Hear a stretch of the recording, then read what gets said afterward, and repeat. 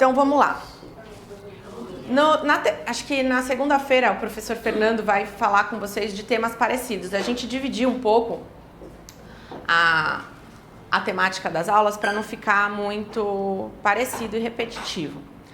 A minha ideia aqui é usar a ação controlada, que é um tema sobre o qual eu escrevi e gosto muito, para falar sobre toda a investigação da criminalidade organizada. Mas, eventualmente, eu posso não tocar em algum ponto específico que vocês tenham interesse, daí pergunta que a gente vai desenvolvendo, né? Eu gosto dessa construção conjunta nas aulas. Então, a ação controlada, ela é um método de investigação da criminalidade organizada, como eu já adiantei para vocês. E o grande diferencial dela é como se fosse um pré-inquérito, ou um inquérito já iniciado, mas com uma fase especial. Só que essa fase é necessariamente sigilosa. Por quê? Porque se eu estou querendo coletar mais elementos e as pessoas sabem que estão sendo investigadas, isso não vai ter efetividade. Então, eu preciso manter esse sigilo durante um determinado tempo para que eu atinja esse objetivo de coletar mais elementos probatórios e atingir o líder da organização criminosa. Como se trata de um método de investigação, provavelmente eu vou expor o conteúdo de uma forma mais como se eu fosse o investigador. Mas vocês têm que fazer o exercício também, e eu vou fazer isso na medida do possível durante a aula, de pensar, bom, essa é uma técnica, é um método, isso é algo que está previsto na legislação de uma determinada forma. Então, eu tenho um limite de legalidade previsto, e é esse limite de legalidade que tem que ser observado quando isso for feito na prática. O que eu quero dizer com isso? O advogado e o defensor, ele tem o dever legal funcional de avaliar quando o caso chega nas suas mãos, se ele foi efetuado de acordo com os limites legais ou não. Então, a proposta que eu tenho aqui na minha mão, por isso que eu digo que a ação controlada é um método, é uma investigação sigilosa e ela tem limites legais, é dar um instrumento para que a defesa avalie se a operação policial, porque daí vem toda a graça da história. Para mim, a ação controlada é um sinônimo de operação policial, então eu posso usar esse arcabouço legal que eu já tenho na 12.850, que é a Lei de Crime Organizado, para exigir que a operação tenha obedecido àqueles requisitos. Entenderam o raciocínio? Essa é a ideia. Se a operação policial não obedecer àqueles requisitos, aí eu posso instar o judiciário a se manifestar sobre algum tipo de nulidade.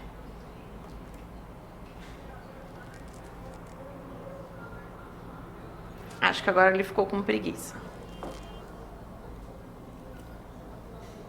Foi.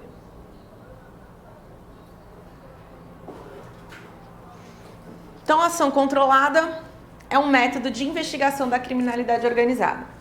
O que é um método? Método, em teoria geral da investigação, quando eu falo em teoria geral da investigação, eu não estou falando de direito criminal ainda, eu estou falando de investigação científica, de realmente qualquer procedimento voltado a uma tentativa de conhecer melhor um objeto.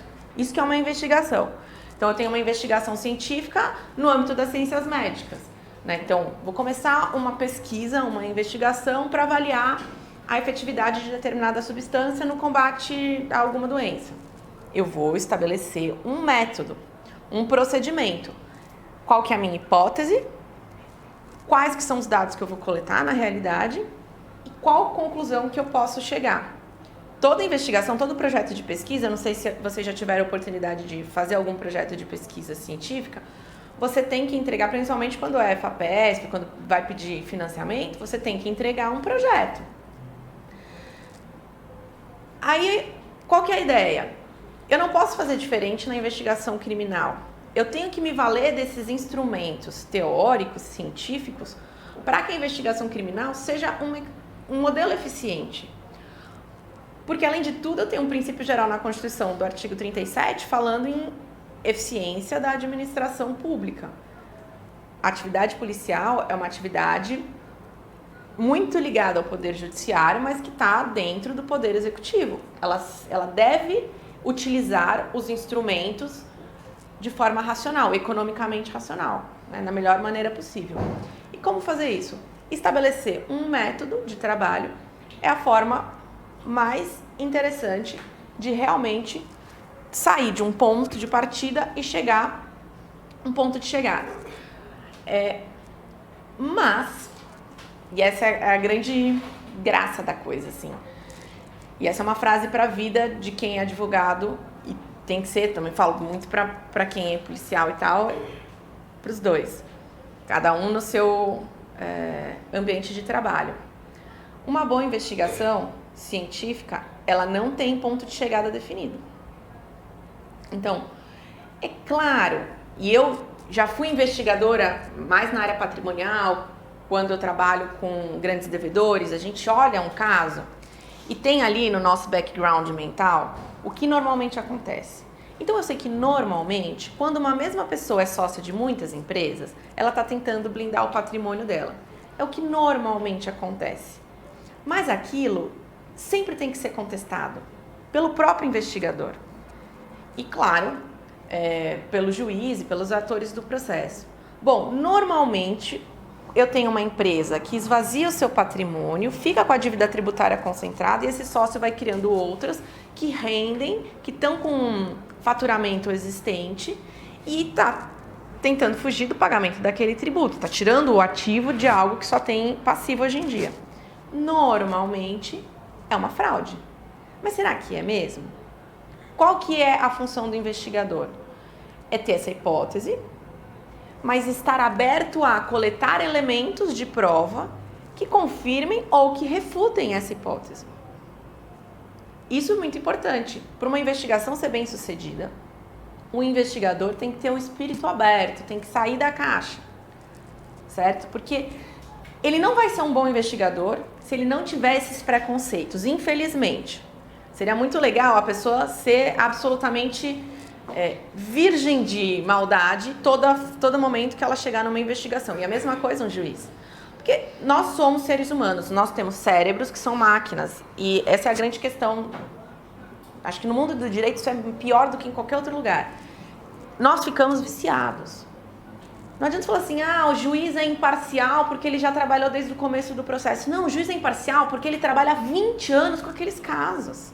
Ele já viu 20 mil vezes que normalmente, quando existe um assalto no metrô e uma pessoa sai correndo da estação, aquela pessoa é a responsável pelo furto.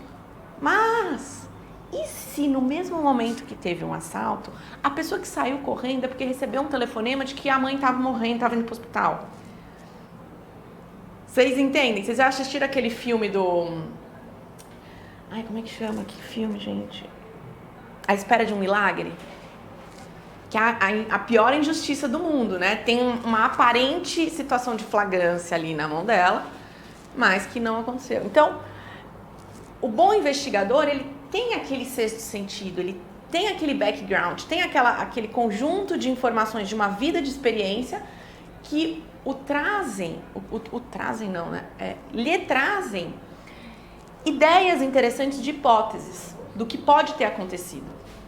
Mas o bom investigador, ele também se coloca numa posição de relativa neutralidade, de entender, é possível, mas não está determinado. Vou coletar dados para ver se neste caso aqui eu tive isso. Isso é método científico. E não cabe aqui para a gente ficar discutindo, é super interessante e depois se vocês quiserem ler, minha tese fala disso, mas tem uma ideia de modelo ponte, que é o que traz a gente do mundo puramente teórico para o mundo fático. Então, eu crio esse modelo ponte, na verdade, são as técnicas de investigação. O investigador vai olhar aquele caso, eu tenho um vazio, está me faltando uma informação aqui, eu preciso saber quem foi. Vamos supor, ou quem é aquela pessoa, porque eu consigo ver na filmagem. Ou, enfim, tem lá um laranja, quem é a real pessoa atrás daquele laranja nas operações financeiras. Então, ele tem um vazio de informação e ele tem que imaginar quais técnicas de investigação vão trazer para ele aquela informação, aquele dado, aquele elemento de prova. Ah, então tá me faltando informação sobre quem é a pessoa que saiu correndo do metrô. Então eu vou tentar fazer o rastreamento das imagens, ver se a pessoa que foi furtada é a mesma pessoa que estava perto dela, é a mesma pessoa que saiu correndo. Então eu vou precisar fazer um monitoramento de todas as câmeras.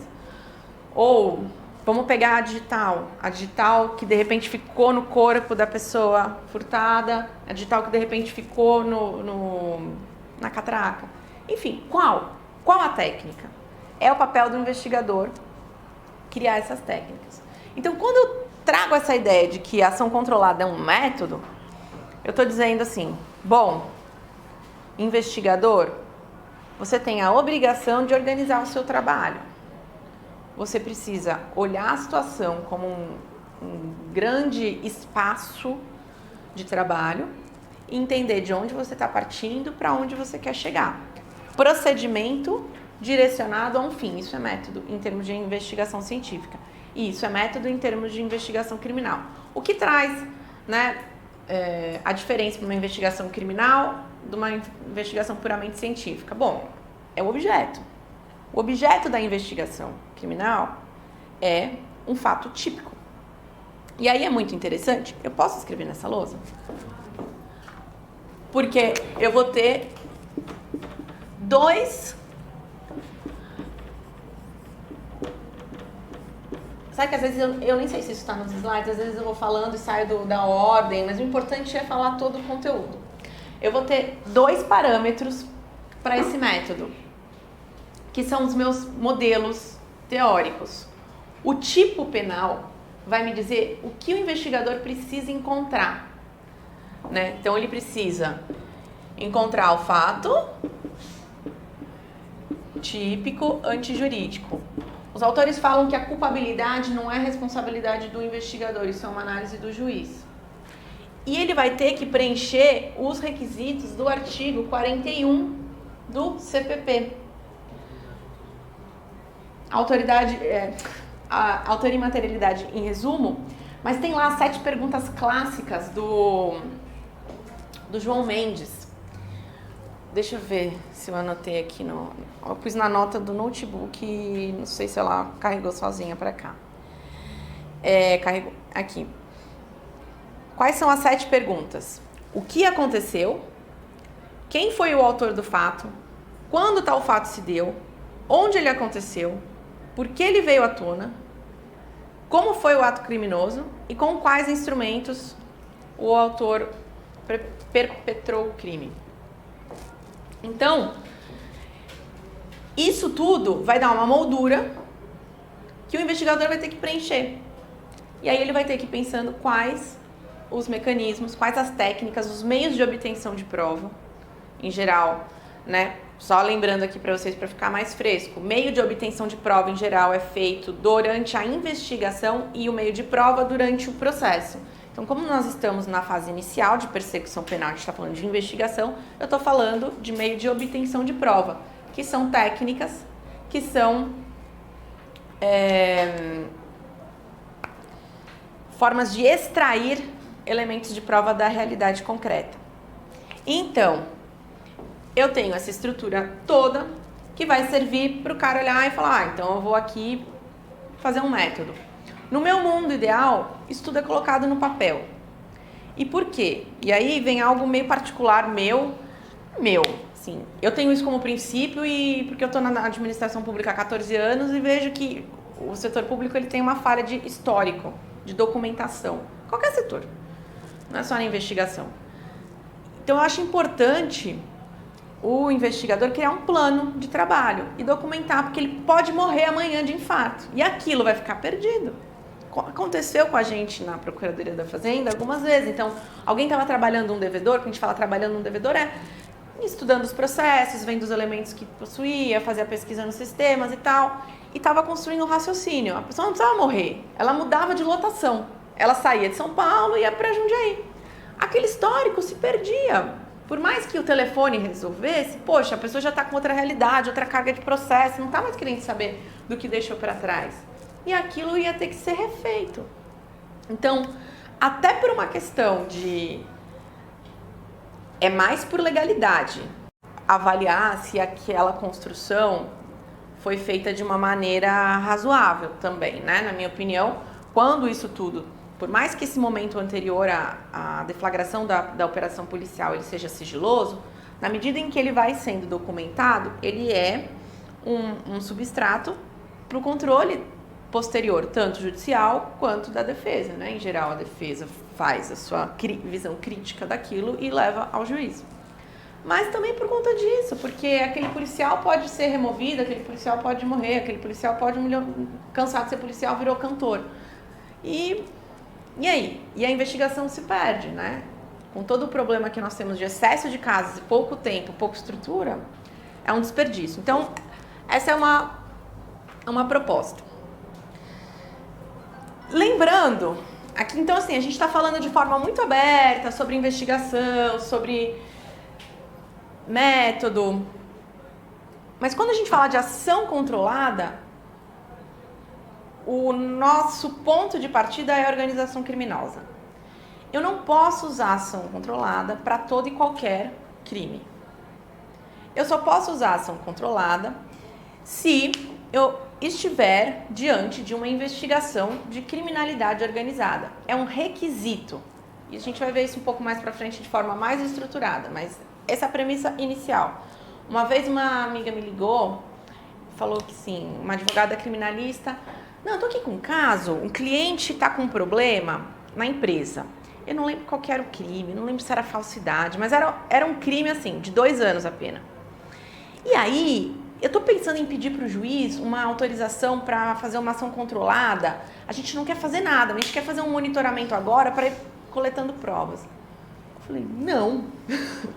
Que der direito, né? Não. Mas assim, pena de 2 anos, você vai matar a formiga com bala de canhão? Amiga, não, né? Por quê? Aí vem toda uma segunda parte da aula. E isso tem a ver com o princípio da proporcionalidade e proteção de direitos fundamentais. E tem totalmente a ver com não matar formiga com bala de canhão. Eu tenho um problema. Meu problema é X. Esse problema causa um dano Y na sociedade. Esse problema X, que causa um dano Y na sociedade, ele tem uma resposta na legislação prevista Z. Isso tudo foi planejado, partindo do pressuposto que a decisão do legislador é racional e proporcional, tá? Vamos partir desse pressuposto sempre, assim como deveria ser o mundo de dever ser do Kelsen. Isso foi planejado de uma forma proporcional. Então, eu tenho um crime com uma pena razoável, uma resposta penal razoável, um meio de investigação razoável. Daí, eu tenho um fato que vai se mostrando mais nocivo à sociedade. Eu tenho um tráfico de drogas que, ao invés de ser simplesmente uma venda de bala na esquina para uma festa, que causa um dano muito pontual à saúde das pessoas que estão ali, eventualmente, ou nem isso, e uma rede de venda ilegal de qualquer substância que seja, que gera por si só... Eu estou falando de tráfico de drogas, mas a gente está com um fenômeno muito complicado com relação a contrabando. Porque, se vocês olharem as penas do tráfico de drogas e contrabando, a pena do contrabando ela é pequena, ela é bem pequena, ela raramente gera prisão. Só que a atividade econômica está gerando uma violência muito grande na fronteira com o Paraguai. E aí a gente tem que olhar a situação de uma maneira um pouco diferente, porque não é exatamente o que se faz, né? É como se faz. Então, aquela atividade criminosa que aparentemente é de baixo impacto, ela está gerando homicídio, ela está gerando ameaça, ela está gerando um clima de violência que está causando um grave dano à sociedade. E aí, embora eu tenha um crime baixo, a pena dele já é até 5 anos, quer dizer, já me permite usar o conceito de organização criminosa, eu tenho um grave dano à sociedade daquela região. O tráfico de drogas, nem preciso falar. Não vou entrar aqui na discussão de jogo do bicho. Pode, exatamente, é um ótimo exemplo. Porque o jogo do bicho pode ter esse problema, assim.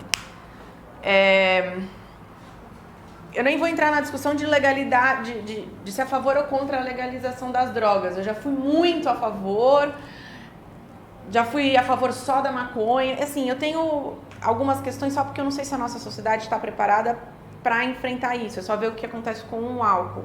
O que eu queria era que, tipo, vende a droga, tributa, o dinheiro vai para a sociedade, a gente constrói mais escola. Para mim, tanto faz, assim. Eu sou liberal nesse sentido. Mas será que a sociedade está preparada para isso? Eu tenho um pouco de dúvida.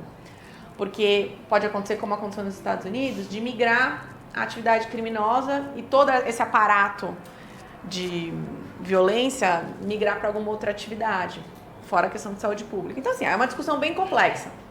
O fato é que o que nós temos hoje é uma realidade de violência extrema, que precisa de uma solução.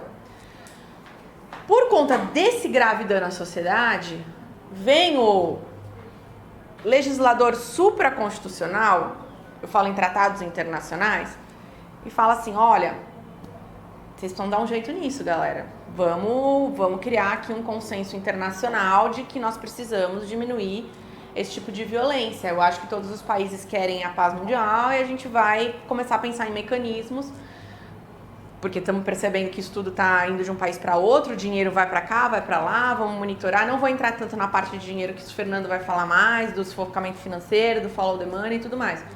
Mas o fato é que a sociedade internacional olhou para aquilo e falou, tá complicado, vamos nos unir, vamos criar mecanismos diferenciados para atacar esse tipo de criminalidade diferenciada.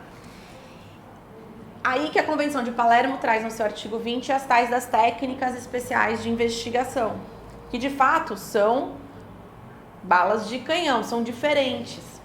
Aí eu vou do monitoramento até o agente infiltrado, que é uma coisa que me dói a alma de pensar na pessoa do agente infiltrado, de verdade, assim. Toda vez que a gente trabalha, às vezes, com regulamentação, né, como que esse agente infiltrado deve... A pessoa fica sem vida, assim, é uma entrega muito grande. Então, eu tenho que pensar na vida do agente infiltrado, tenho que pensar nas pessoas que estão sendo investigadas por ele, tenho que pensar em um monte de questão.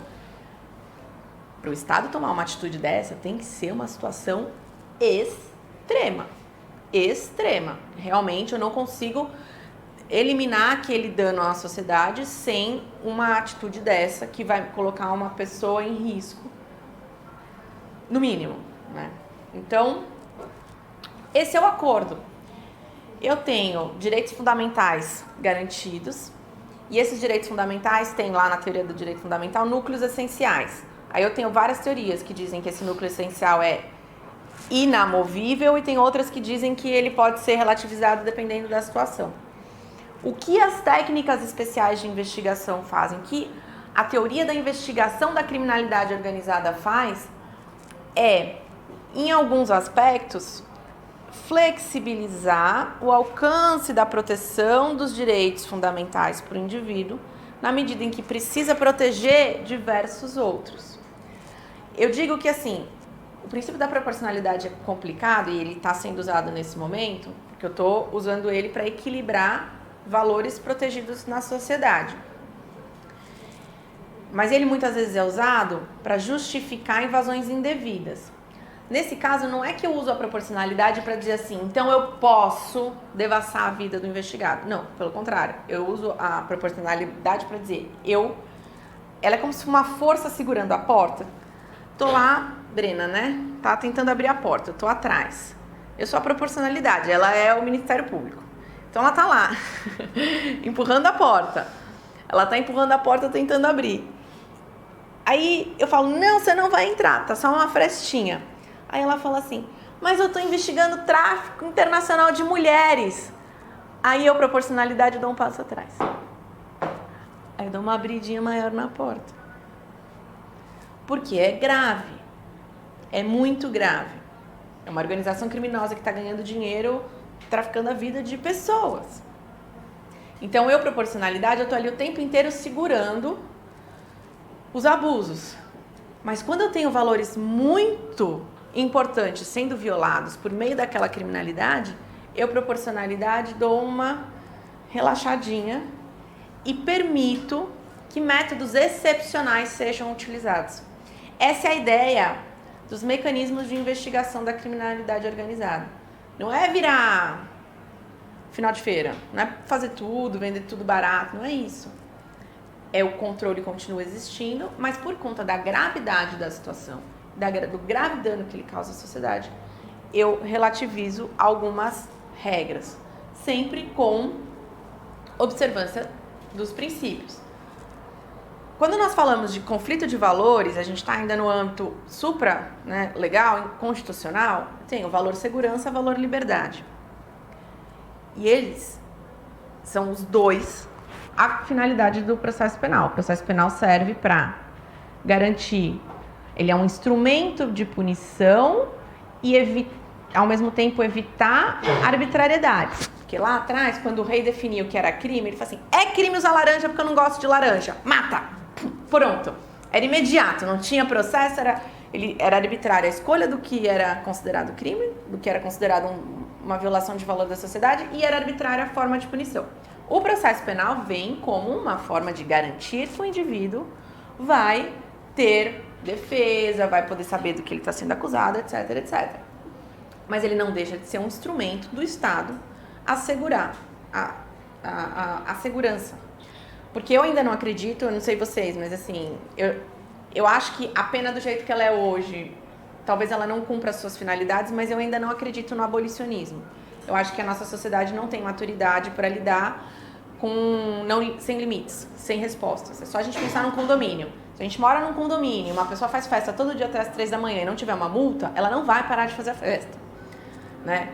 Porque você conta muito com o indivíduo, com a natureza daquela pessoa. Tem gente que é ética por nascença, é ursinho carinhoso, nasceu, né, fofo, não ultrapassa limites, não joga bituca de cigarro pela janela, cumprimenta todos os vizinhos. E tem gente que tem espírito de porco, é assim, tá tudo bem, é a sociedade. E aí essa pessoa, você precisa saber lidar com ela, né? Convenção de condomínio cria regras para lidar com aquele problema. Nós vivemos num condomínio de 250 milhões de habitantes. E sim, é fascinante você pensar que 600 pessoas no Congresso Nacional conciliam o interesse de uma amplitude de territorial que é absolutamente impossível. É claro que não dá. É claro que não dá. Eu sou a favor de um federalismo mais tipo Estados Unidos, Argentina, que os estados têm mais autonomia de legislação, porque as pessoas têm interesses muito diferentes, de acordo com o ambiente em que elas vivem, o clima, a cultura.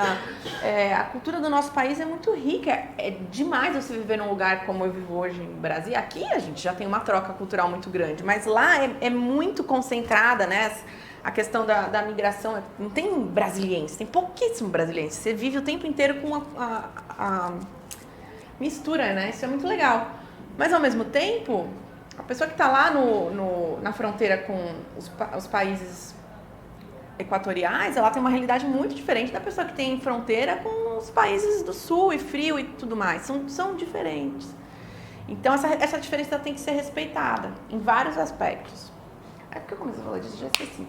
Porque eu estava falando da liberdade e da segurança. Então, a liberdade e a segurança, elas têm que ser... Porque eu falei do grande condomínio. E eu gosto desse símbolo para dizer que é tipo, muito junguiano, né? A sombra e a luz e tudo mais. E assim, a liberdade e a segurança, elas têm que conviver juntamente. Elas não são opostas. O processo penal, daí que eu falo que eu tenho uma visão cada vez mais budista do processo penal. A professora é muito louca, ela tá me falando de budismo no processo penal e eu tô parecendo um concurso. Mas, cara, assim, não tem como ser diferente. Por quê? Porque eu preciso integrar as forças opostas, senão eu não vou ter um processo penal eficiente. E o professor Scaranzi fala de eficiência e garantismo, né? Que é basicamente o cerne dessa nossa discussão de investigação da criminalidade organizada. Como eu vou equilibrar eficiência e garantismo? E durante as aulas de pós, quando eu fiz a pós ele ainda era o professor titular e tal, tinha muito promotor de justiça, muito advogado criminalista. O pessoal gostava de dizer, né? Eficiência barra versus garantismo. E o professor Escarança sempre na neutralidade de mestre dele falava assim, não é oposto. Não é oposto. Eficiência é o melhor resultado obtido com a máxima proteção possível das garantias no caso concreto. É isso aqui. Eu não estou falando de réu versus acusado. Embora, na dialética do processo, quanto mais distante a tese for da antítese, melhor o juiz vai poder formar a sua convicção, melhor a síntese. No entanto, as pessoas não são adversários. É igual jogo de futebol. Já viu o jogo de futebol sem um jogo conjunto? Eles têm interesses diferentes. Um quer chutar no gol do outro, mas eles estão trabalhando juntos, eles estão jogando.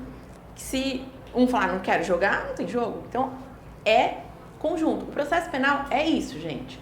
Ele tem que funcionar, as regras são iguais para todo mundo. Não é o processo penal do réu, o processo penal do autor. Isso é balela. Processo penal, ponto. Tem que ter as melhores regras possíveis, neutras, para que se um dia eu for réu... Eu sou ré, sabia? Eu sou ré. Eu fui acusada de... qual que é a acusação mesmo? Foi um caso... porque o processo está parado há 3 anos, né? Mas é uma ação civil que eu sou acusada de corrupção por um devedor que entendeu que eu mandei um ofício para o Ministério Público em 2013 dizendo que havia indícios de lavagem de dinheiro no caso. Um grandíssimo devedor. Achei umas offshores lá na nossa investigação. Dever de oficiar o Ministério Público para que ele investigue. E aquilo foi considerado um ato de abuso de autoridade, daí ele falou que era muito estranho eu estar agindo dessa forma e sugeriu que eu podia estar cometendo atos de corrupção, por estar cumprindo o meu dever de ofício. Sim, eu sou ré, né? Eu posso ser investigada por conta disso. E posso ser vítima. Então, eu quero que as regras sejam justas. Eu não quero uma regra que facilite para a persecução, eu não quero uma regra que prejudique a defesa. Eu quero uma regra justa. Eu quero um processo penal budista. Eu quero um processo penal do caminho do meio.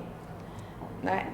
A investigação da criminalidade organizada, ela não deixa de ser um caminho do meio, mas ela justamente equilibra as forças. Que os Jedi e os Sith estão assim muito... Né? Tipo, o crime tá muito mais forte, daí eu preciso dar uma fortalecida na investigação, mas ele continua equilibrado. Entenderam a lógica? É isso. Então, é importante a gente saber de toda essa base teórica para entender que esses mecanismos, eles só fazem sentido quando eu realmente tenho uma grave violação a bens jurídicos protegidos. Eles não fazem sentido para crimes de baixa lesão. Não fazem. E daí a importância de entender isso, assim. Às vezes o crime parece de baixa lesão, mas a violência envolvida nele não é. Então isso é um ponto muito sensível que às vezes as pessoas se atrapalham. Então vamos lá. Que horas são, gente? Só para eu saber mais ou menos. 10h15. Tá. Então a gente fala mais uns 20 minutos, faz um intervalo, pode ser? Me avisem só. Então, organização criminosa. A Lei 12.850 veio trazer nosso primeiro conceito. Até então tinha toda uma discussão, né, se podíamos importar conceitos dos tratados internacionais. Mas aí essa discussão acabou, quer dizer, aí acabou não, porque se vocês estiverem atuando em processos antes da promulgação dessa lei, vai haver essa discussão de posso aplicar o conceito do tratado internacional para suprir a lacuna, por exemplo, quando eu falo de lavagem de dinheiro, que em 2012, quando abriu o rol de crimes antecedentes para qualquer crime, ficou a dúvida. Organização criminosa pode ser antecedente de lavagem de dinheiro? E eu trago o conceito da Convenção de Palermo ou qualquer coisa? Basicamente, a resposta costuma ser não, né? Com alguns acórdãos em sentido diverso, mas pela tipicidade penal, necessidade de ter um conceito efetivamente do nosso legislador, isso foi considerado inadequado. Embora exista também o posicionamento, como vocês fazem concurso para a defensoria, essa é a resposta certa. Mas existe também um posicionamento de que o tratado teria sido internalizado e que isso já supriria a necessidade. Então, essa lei define a organização criminosa e dispõe sobre a investigação criminal, os meios de obtenção de prova, infrações penais e o procedimento criminal a ser aplicado. Considera-se organização criminosa 1. Associação de 4 ou mais pessoas. É 4 ou mais. 3, não. Estruturalmente ordenada. Caracterizada pela divisão de tarefas, ainda que informalmente, não precisa ter um estatuto da organização criminosa, né? Com o objetivo de obter, direta ou indiretamente, vantagem de qualquer natureza. Pergunta clássica de concurso. Preciso ter objetivo de lucro? Não. Pode ser poder, pode ser fim religioso, pode ser qualquer coisa. Vantagem de qualquer natureza. E aqui a gente vê uma abertura, que agora nós temos o tipo de terrorismo também, mas na época não tinha. A ideia era um pouco essa também, né? Por isso que ficou aberto. Mediante a prática de infrações penais, cujas penas máximas sejam superiores a 4 anos. Ou que sejam de caráter transnacional. Vejam que a lei fala em pena máxima superior, o que significa que se ela for igual... Tem gente que ainda tenta discutir, né? Fala, ó, não, olha, o legislador previu 4, então se a pena é 4, tipo, descaminho tem pena 4, eu posso ter organização criminosa que fale de descaminho? E o interessante é que aqui ele fala em infração penal, ele não fala de crime. Aí, eu vi a Francisca me mandou ontem à noite para me ajudar, porque eu falei para ela, eu sou meio filósofa, não sou muito de questão de concurso. Ela falou, então vou te ajudar, vou passar umas questões para você. E tem lá uma questão que pergunta, olha, muito, muito capciosa, assim, se pode ter contravenção penal.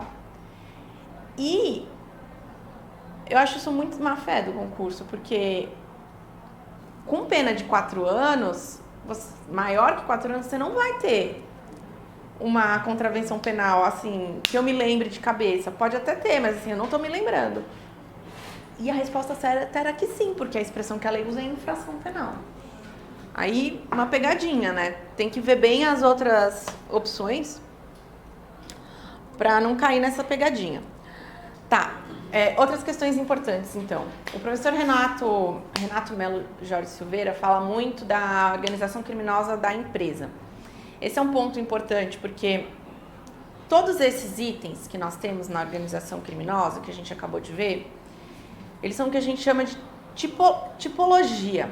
Então, eu tenho um conceito mínimo ali na lei do que é a organização criminosa. Se eu olhar aquilo de forma seca e fria, sem a vida de trás da organização criminosa, eu posso encaixar ali um monte de coisa. Eu posso, assim, no texto, no conceito seco da lei, eu posso pegar uma empresa e falar que ela é uma organização criminosa. Então, tem que tomar muito cuidado, porque para evitar isso, a gente se socorre de toda a sociologia da organização criminosa.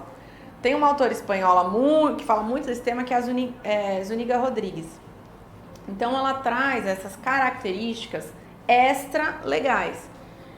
Aí traz a questão da violência, do terror exercido, da frequente infiltração no Estado, né? É difícil você ter uma organização criminosa sem um funcionário público, no mínimo, condescendente. Normalmente, participante também da organização criminosa. Teve um caso de ação controlada que eu vi, o único caso assim que eu vivi mesmo, dentro da Procuradoria. Foi aquela Operação Protocolo Fantasma, em 2013. Então, o que acontecia ali? Houve a denúncia, né? Na verdade, não foi nem uma denúncia, assim. Uma funcionária nossa estava lá trabalhando e percebeu que tinha uns processos que a numeração do que a gente chama COMPROT, é um número criado para o contribuinte pedir qualquer coisa e também para se gerar uma dívida. um processo de cobrança de dívida. Ela percebeu que eram criados comprotes que não correspondiam a efetivos créditos do contribuinte. E avisou a corregedoria, falou que estranho. Bom, começou-se a desconfiar de determinados funcionários que eles estariam criando processos falsos para fazer compensação de dívida. Então, era uma forma de sumir com créditos tributários. O contribuinte devia 1 milhão, o funcionário ia lá, criava um crédito para esse contribuinte, como se ele tivesse direito a ganhar do Estado 1 milhão, zerava a dívida e pronto, sumia do sistema que o cara estava devendo. Mas, como fazer essa investigação, né? Não se sabia exatamente de onde saía, porque às vezes pode estar saindo de um IP, mas quem era a pessoa, porque o IP pode ser usado por outra pessoa. Então, pediu-se autorização judicial para fazer esse monitoramento. E o monitoramento foi feito de diversas formas, com as câmeras, com pessoas mesmo, o próprio funcionário estava olhando, foi feito o monitoramento do sistema, feito tudo durante um tempo, não só na Fazenda, na Receita também, e aí também chegaram por monitoramento telefônico a advogados e contadores envolvidos, e aí quando se percebeu que a quantidade de elementos probatórios já estava suficiente, aí deflagrou a operação policial. Então vejam que tinha empresas, né? O centro era um escritório de contabilidade. Realmente esse escritório de contabilidade estava dirigido a cometimento dessa atividade. Daí ele foi angariando, né, funcionários que viabilizassem essa atividade. O importante dessa situação toda é que eu tenho aí essa infiltração do funcionário público que eu mencionei, mas também a oportunidade de olhar a empresa. Porque assim, essa empresa, ela pode estar criada apenas para o cometimento do crime, isso é muito raro, e ela pode estar sendo utilizada para cometimento de crimes, isso é o mais comum. Mas mais importante de tudo é olhar esse entorno, essas outras características, para eu poder dizer que uma empresa efetivamente faz parte de uma organização criminosa. Porque se eu simplesmente olhar a empresa, assim, a empresa X está sonegando imposto, está cometendo crime tributário. Na verdade, os seus diretores, né? Porque a empresa não comete crime. Ela é uma organização criminosa por si só? Não necessariamente. A organização criminosa, ela não é simplesmente, isso já vi na questão do concurso também, ela não é a simples associação momentânea para um crime. Ela tem uma constância no tempo. Então, foi cometida uma sonegação naquela empresa. Não é uma organização criminosa, não existe essa permanência da atividade. Diferente é se aquela empresa tiver um hábito de cometer a sonegação fiscal de forma constante, utilizando diversos mecanismos. Se a pessoa jurídica nunca pagou imposto, está comprando um monte de gente, está pagando funcionário público, está criando uma estrutura de ameaça, aí sim eu posso começar a falar em organização criminosa. Então, é bem sutil no direito penal empresarial, bastante problemática essa questão. Precisa tomar cuidado. Querem fazer um intervalo agora, antes da gente começar? Porque eu falei bastante já desse slide também, né?